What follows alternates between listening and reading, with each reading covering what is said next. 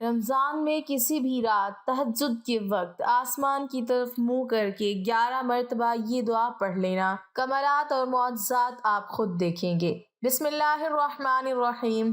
کئی دفعہ مشاہدہ کیا ہے کہ قلب و ذہن پر اترتی بے ساختہ دعائیں معجزوں کی طرح قبول ہوتی ہیں، بظاہر ناممکن، لیکن اللہ کے جناب میں شرف قبولیت حاصل کرنے والی انسان حیران ہوتا ہے کہ اللہ تعالیٰ نے بظاہر ناممکن دکھائی دیتی دعاؤں کی قبولیت کے اسباب کیسے مہیا فرما دیے ہیں اور کس طرح ہماری دعائیں قبول فرمائی ہیں۔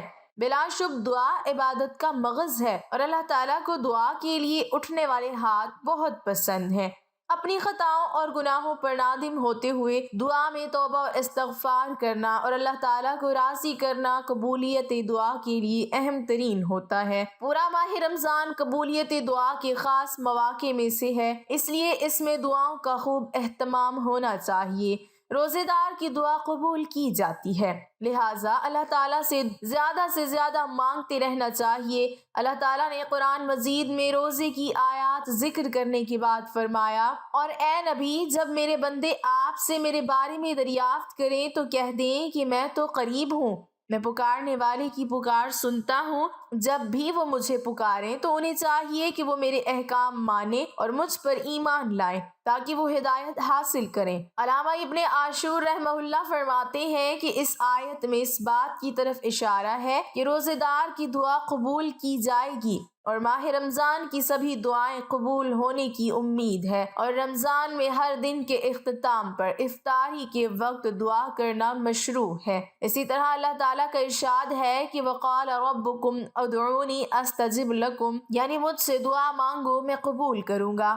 ایک حدیث قدسی میں اللہ تعالیٰ ارشاد فرماتے ہیں کہ میں اپنے بندے کے گمان کے مطابق اس کے پاس ہوں، یعنی وہ جیسا گمان مجھ سے رکھتا ہے میں اس سے ویسا ہی معاملہ کرتا ہوں، اور میں اس کے ساتھ ہوں جب وہ مجھ سے دعا کرے۔ اگرچہ سحری و افطار کے اوقات میں روزے دار کی دعا کی قبولیت کے اسباب بڑھ جاتے ہیں، مگر روزے دار کی دعا سارا دن ہی قبول کی جاتی ہے۔ نبی اکرم صلی اللہ علیہ وسلم کا فرمان ہے کہ ترجمہ 3 دعائیں رد نہیں کی جاتی: باپ کی دعا، روزے دار کی دعا اور مسافر کی دعا۔ حضرت عبداللہ بن عمر رضی اللہ تعالی عنہما فرماتے ہیں کہ ہر مومن کی دعا افطار کے وقت ضرور قبول ہوتی ہے، یا دنیا میں قبول ہو جاتی ہے یا پھر آخرت کے لیے ذخیرہ کر دی جاتی ہے۔ سیدنا عبداللہ بن عمر رضی اللہ تعالی عنہما اپنے لیے یہ دعا کیا کرتے تھے: یا واسع المغفرۃ اغفر لی، ترجمہ اے وسیع مغفرت والے مجھے بخش دے۔ امام نووی رحمۃ اللہ علیہ فرماتے ہیں کہ روزے دار کو چاہیے کہ سارا دن دنیا و آخرت کی بھلائیاں مانگتا رہے، کیونکہ اس حدیث سے پتہ چلتا ہے کہ روزے دار کے لیے سارا دن ہی دعا کرنا مستحب ہے۔ قرآن مجید میں ارشاد ہوتا ہے کہ ان اللہ یحب التوابین و یحب المتطہرین، ترجمہ یقیناً اللہ تعالیٰ بہت توبہ کرنے والوں اور بہت پاک رہنے والوں سے محبت کرتا ہے۔ توبہ کون کرتا ہے؟ وہ جو گناہ کرتا ہے۔ بار بار توبہ کون کرتا ہے؟ جو بار بار گناہ کرتا ہے۔ اور گناہ گار کون نہیں ہوتا؟ انبیاء کرام تک سے خطائیں ہو جاتی تھیں اور وہ سب سے بڑھ کر غافر الذنب و قابل التوب ہے، سب سے زیادہ معاف کرنے اور توبہ قبول کرنے والا ہے، اور پھر اس سے بڑھ کر یہ کہ اللہ تعالیٰ بہت زیادہ توبہ کرنے والوں اور بہت زیادہ پاک و صاف رہنے والوں سے محبت رکھتا ہے۔ کہاں ہم جیسے گناہ گار کہ اپنے دل میں اللہ کی محبت پانے کے لیے بے تاب رہتے ہیں، اور کہاں یہ مقام و مرتبہ کہ اللہ تعالیٰ خود ہم سے محبت کرے۔ بلا شبہ یہ بہت توبہ استغفار کرنے والوں کو نصیب ہوتا ہے۔ اللہم اجعلنی من التوابین واجعلنی من المتطہرین، ترجمہ اے اللہ مجھے بہت توبہ کرنے والوں اور بہت پاک رہنے والوں میں سے بنا دے۔ رسول اکرم صلی اللہ علیہ وسلم کا فرمان ہے کہ انسان کی 3 باتوں سے خالی نہیں ہوتی: نمبر 1 اس کا گناہ بخشا جاتا ہے، یا نمبر 2 دنیا میں اسے فائدہ حاصل ہوتا ہے، یا نمبر 3 اس کے لیے آخرت میں بھلائی جمع کی جاتی ہے کہ جب بندہ اپنی ان دعاؤں کا اجر و ثواب دیکھے گا جو دنیا میں قبول نہیں ہوئی تھیں تو وہ تمنا کرے گا کہ کاش دنیا میں میری کوئی دعا قبول نہ ہوتی اور سب آخرت کے لیے جمع رہتی۔ خواتین کو بھی دعا مانگنے اور توبہ استغفار کرنے میں سستی اور کوتاہی نہیں کرنی چاہیے۔ خصوصاً سحری اور افطاری کے مصروف اوقات میں وقت نکال کر ضرور اپنے لیے کم از کم 5-10 منٹ اللہ تعالیٰ کے سامنے دعاؤں کے لیے ہاتھ اٹھا کر اور جھولی پھیلا کر توبہ استغفار کرنا اور اپنی ساری ضروریات، حاجات اور مرادیں مانگنی چاہیے۔ ذاتی دعاؤں اور دیگر عزیز و اقارب کے لیے دعائیں کرنے کے ساتھ ساتھ وطن عزیز پاکستان اور امت مسلمہ کے مظلوم مسلمانوں کو بھی اپنی دعاؤں میں ضرور یاد رکھنا چاہیے اور امت مسلمہ کے اتحاد و اتفاق اور اس کی نشاط ثانیہ کے لیے بھی دعائیں کرنی چاہیے۔ حضرت ابو ہریرہ رضی اللہ تعالی عنہ سے روایت ہے کہ رسول اکرم صلی اللہ علیہ وسلم نے فرمایا، جب رمضان کی پہلی رات آتی ہے تو شیطان اور سرکش جن قید کر دیے جاتے ہیں اور دوزخ کے دروازے بند کر دیے جاتے ہیں، پھر ان میں سے کوئی دروازہ نہیں کھولا جاتا، اور جنت کے دروازے کھول دیے جاتے ہیں، پھر ان کو بند نہیں کیا جاتا، اور ایک اعلان کرنے والا اللہ کی طرف سے اعلان کرتا ہے کہ اے نیکی کے طالب، نیکی کی طرف آگے بڑھ، اور اے بدکاری کا ارادہ کرنے والے، بدی چھوڑ دے۔ اور اللہ تعالیٰ اس مہینے میں بہت سے لوگوں کو جہنم کی آگ سے آزاد کرتا ہے، اور یہ رمضان کی ہر رات کو ہوتا ہے۔ رمضان المبارک اللہ کی رحمتوں کا موسم بہار ہے، اگرچہ اس کی رحمتیں ہر آن ہر لمحہ اس کی مخلوق پر بلا تفریق و امتیاز برستی رہتی ہیں، لیکن کچھ مخصوص دن اور رات و مہینے ایسے ہیں جن میں اللہ رب العزت اپنے بندوں پر بے شمار رحمتیں برکتیں نازل فرماتا ہے۔ بہار کے موسم آتے ہی چمن میں روح پرور ہوائیں چلنے لگتی ہیں، خشک درخت ہرے بھرے ہو جاتے ہیں، پھول کھلنے لگتے ہیں، جس میں انسانی کی رگوں میں تازہ خون گردش کرنے لگتا ہے۔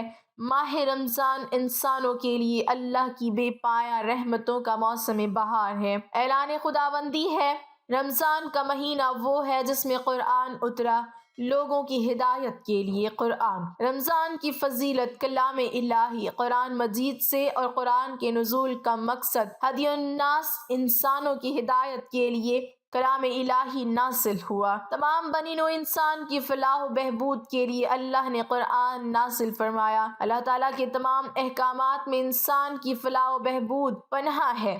ان احکامات کی بے شمار جسمانی اور روحانی فوائد ہیں۔ ان میں نہ صرف خدا کی خوشنودی مضمر ہے، بلکہ خود انسان کے لیے دنیا و آخرت میں فلاح و نجات کا ذریعہ ہے۔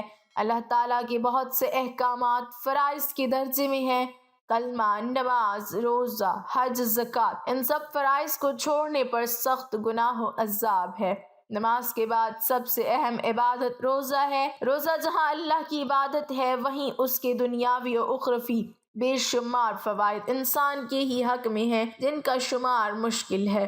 رمضان کی فضیلتوں میں یہ بھی ہے کہ اس ماہ ہر آن ہر لمحہ اور خاص کر لیلۃ القدر میں دعائیں قبول ہوتی ہیں۔ انسانی ضرورتوں کی تکمیل کے لیے اللہ نے بندوں کو دعا جیسی عظیم نعمت عطا فرما کر اور دعا کو بزرگ فرما کر اس کی عظمت کا اعلان فرمایا۔ حضور علیہ السلام فرماتے ہیں، اللہ کے نزدیک کوئی چیز دعا سے بزرگ نہیں۔ اسے ترمذی اور ابن ماجہ اور ابن حبان و حاکم نے صحابی سے روایت کی ہے۔ دوسری حدیث میں آپ فرماتے ہیں، دعا سے عاجز نہ ہو کہ کوئی شخص دعا کے ساتھ ہلاک نہ ہوگا۔ ہر شخص محتاج ہے اور زمین و آسمان کے سارے خزانے اللہ تعالیٰ ہی کی قبضہ قدرت میں ہیں، وہی مانگنے والوں کو عطا کرتا ہے۔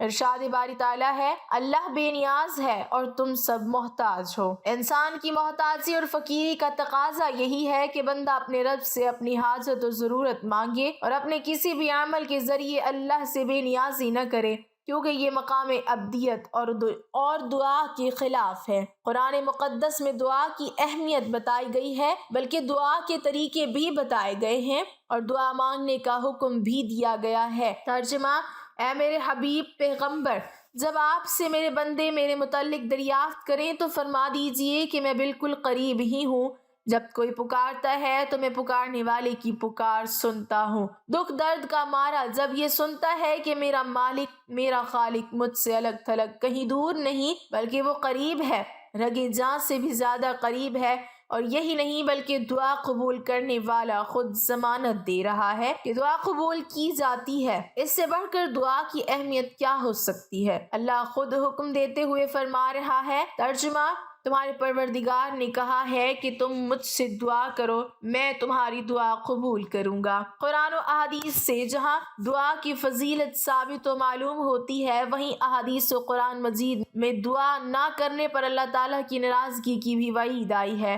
قرآن کریم کی آیت طیبہ اوپر لکھی جا چکی ہے، حدیث پاک ملاحظہ فرمائیں۔ حضرت ابو ہریرہ رضی اللہ تعالیٰ عنہ سے روایت ہے کہ آپ صلی اللہ علیہ وسلم نے فرمایا، من لم یسأل اللہ یعذب علیہ، جو بندہ اللہ تعالیٰ سے نہ مانگے اس پر اللہ ناراض ہوتا ہے۔ دنیا میں ایسا کوئی نہیں جو سوال نہ کرنے سے ناراض ہوتا ہو، حتیٰ کہ والدین بھی اولاد کے ہر وقت مانگنے اور سوال کرنے سے چڑ جاتے ہیں، مگر اللہ تعالیٰ اتنا مہربان ہے کہ جو بندہ اس سے نہ مانگے وہ اس سے ناراض ہوتا ہے، کیونکہ اللہ تعالیٰ سے دعا نہ کرنا تکبر کی علامت ہے اور مانگنے پر اسے پیار آتا ہے، اور بندہ جو طلب کرتا ہے اپنی رحمت سے اسے عطا فرماتا ہے یا آخرت میں ثواب بخشتا ہے۔ حضور اکرم صلی اللہ علیہ وسلم نے بھی اللہ سے دعا کرنے کی تاکید فرمائی، بلکہ اس کے فضائل و آداب بھی بتائے۔ چنانچہ حضرت ابو ہریرہ رضی اللہ تعالیٰ عنہ سے روایت ہے کہ رسول اللہ صلی اللہ علیہ وسلم نے ارشاد فرمایا،